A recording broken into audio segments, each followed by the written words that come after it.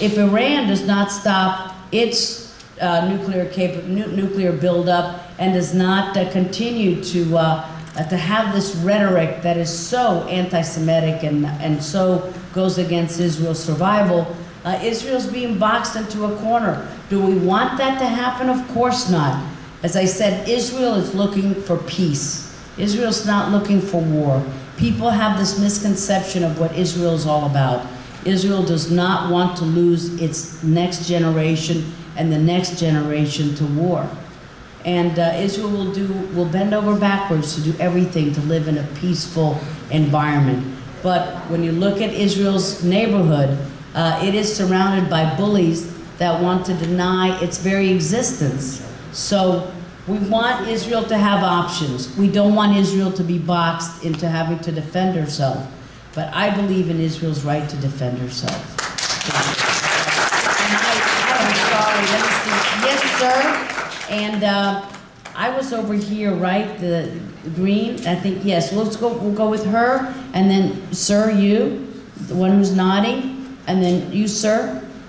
Oh, if you could nod, yes, that's you. Okay. And then the white paper, that's right, over here. Yes, ma'am.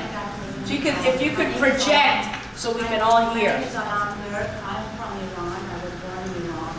And I know that we are cited in Israel, which is memorable. A little bit louder? I can't. Okay. I'll repeat the question. Okay.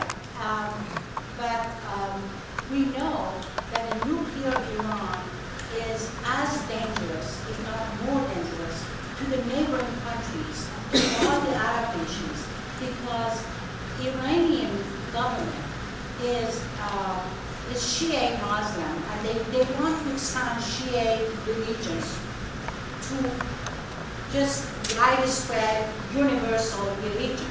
So the Arab countries do not like that.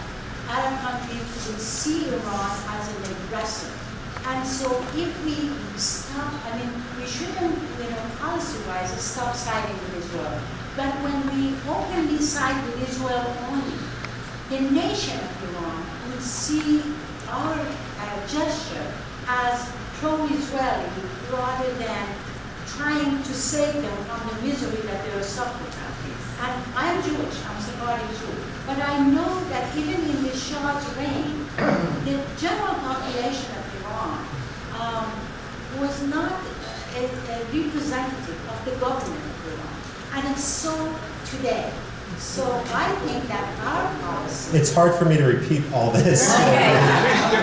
Our policy is to side with Arab nations and try to make them as an ally. Okay, I'm going to summarize what I see as the question. Thank you. The question was basically, if the United States sides so forcefully with Israel, where does this put some of the more moderate Arab states in the region, as well as the Iranian people who suffer under the Iranians' own grasp? There's a couple issues here. First of all, I think that many of the Arab regimes, especially in the Persian Gulf, Bahrain, Qatar, Saudi Arabia even, have had an epiphany of sorts, and they recognize the problem of Iran going nuclear. I remember that Hassan Nasrallah, the Secretary General of Hezbollah, said after the 2006 war, if I had known how the Israelis were going to react, I never would have done what I had done. The greatest problem in the region would be overconfidence, and the Iranians not understanding just how serious we, Israel, and the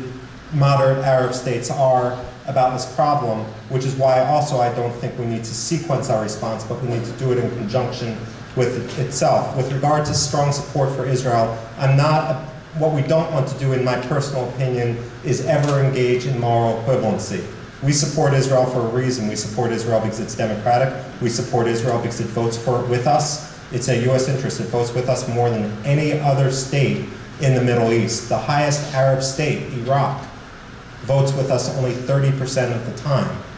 And therefore, I published an essay in the Middle East Quarterly, which I used to be the editor of, a couple years ago, looking at the history of U.S.-Israeli relations. And of course, after Truman, Eisenhower wanted to side with the Arab countries out of a clear Cold War calculus. Kennedy did as well, Lyndon Baines Johnson did as well, and the reason why all the administrations ended up siding with Israel is because they recognized that the Arab states with their current policies simply were not good and loyal U.S. allies. They did not see the relationship going both ways as Israel did. And likewise, I think that the Iranian people tend to worry. The rhetoric is wearing thin a little bit when the Iranian people try to blame everything on the Zionists or the Great Satan or anything like this. And that's what I'm hearing, especially now, as just last night, forced confessions again were being aired on Iranian television. Thank you. Yes, sir. My name is Howard Liegman. In order to see this realistically, we have to consider who the friends of Iran are, even in the present world. Europe increasingly has a resurgent anti-Semitism, and these people would feel they are friendly to somebody who's a threat to Israel. Germany has one of the largest economic partners who makes tremendous profits is its business relationship with Iran. Russia has a economic What's the question now? in supporting and participating in supporting Iran. China also sees Iran as being a balance to the United States. Is Iran completely alone and friendless in the world? I don't know. Okay. Excellent question. Is Iran completely alone and friendless in the world? Very short answer. With regard to missile proliferation, which is half the equation, no, they're not, and we have to be very worried about Iranian, North Korean assistance. With regard to some of the, with regard to Russia, my biggest fear with Russia is Russia may feel that it's in a win-win situation, and whenever Russia feels it's in a win-win situation, the world tends to be in a lose-lose situation. Russia may feel, on one hand, they can sell all this equipment, this technology, military equipment, nuclear technology to Iran and make billions of dollars. And if we do nothing, they win. They make billions of dollars. On the other hand, should anyone launch a military strike against Israel, what's going to happen to the price of oil? It's going to skyrocket. Who produces a lot of oil? Russia. And therefore, it's a win-win situation there, which is why it's essential to undertake other measures. For example, one can designate the U.S. Treasury Department, both under President Bush and under President Obama, has been doing great work with very targeted economic and banking sanctions, and there's still much farther they can go with designating the Iranian central bank as engaging in deceptive financial practices, which would mean every single country you mentioned would have to decide, they would become liable for any Iranian banking fraud, and therefore they would have to decide whether to do banking with Iran, or not a choice between Iran and the United States, a choice between Iran and the rest of the world. And so there is much further we can go, and this is another reason why there's a lot more that can be done on the sanctions route. Thank you, thank you. And I know that I had recognized a few folks, but we're going to take two more, just because I told you I'd get you out of here on time.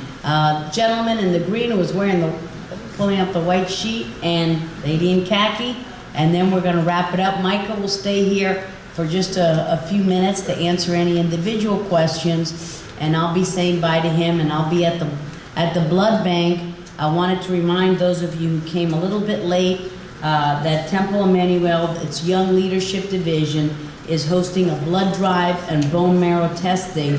There's a specific bone marrow need in Miami, so it's right here.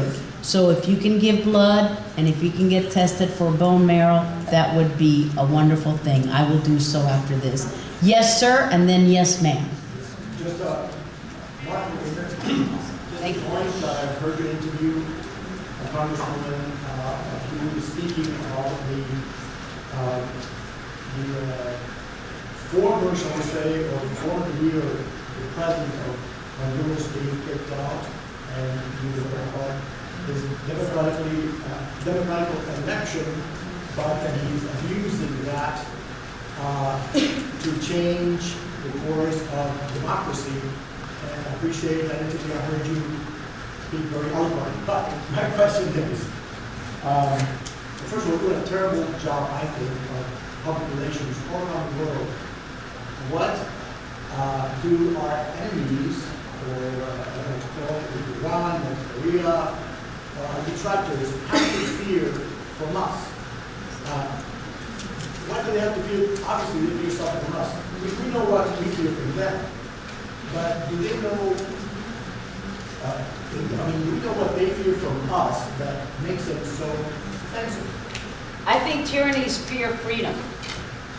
They're threatened by freedom and democracy. But anyway, Mike. I would just. What do they fear from us? I would just add that this is one of the reasons why I think strategies need to be done in conjunction with each other. The columnist Charles Krauthammer had a column back about 5 years ago in which he basically said it wasn't really a coincidence that Libya decided to enter into serious negotiations with regard to its nuclear program 3 days before the Iraq war started. And it's not a coincidence that they decided to give up their nuclear program when Saddam Hussein was snatched out of his little spider hole.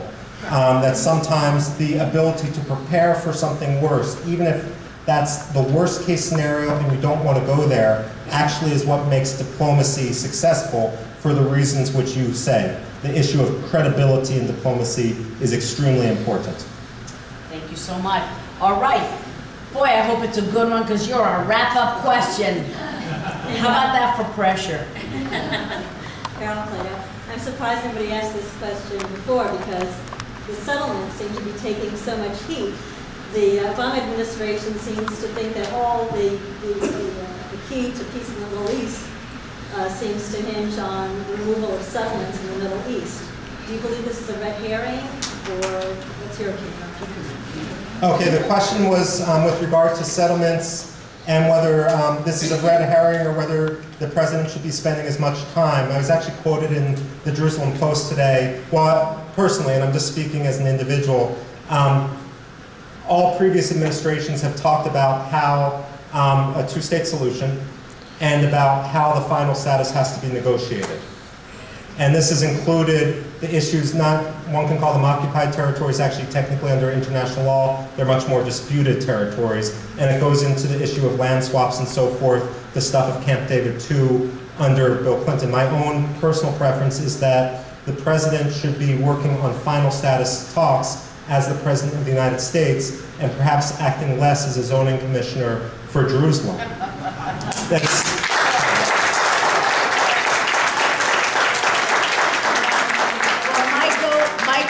So much. I know that there are many comments. I know that this is very thought-provoking. I know that this has stimulated more comments and more questions, but I wanted to bring this to an end. Michael, you have a standing invitation. Next time we'll take you to Joe's. We'll show you there's a beach back there. He's seen about 1 hour and a half of Miami Beach, 1 hour of it being here. But let's give a round of applause to our guest speaker, Rubin. Seminars in the future, so I'm going to go give blood. I hope I'm not alone. Come join me. Thank you very much for coming.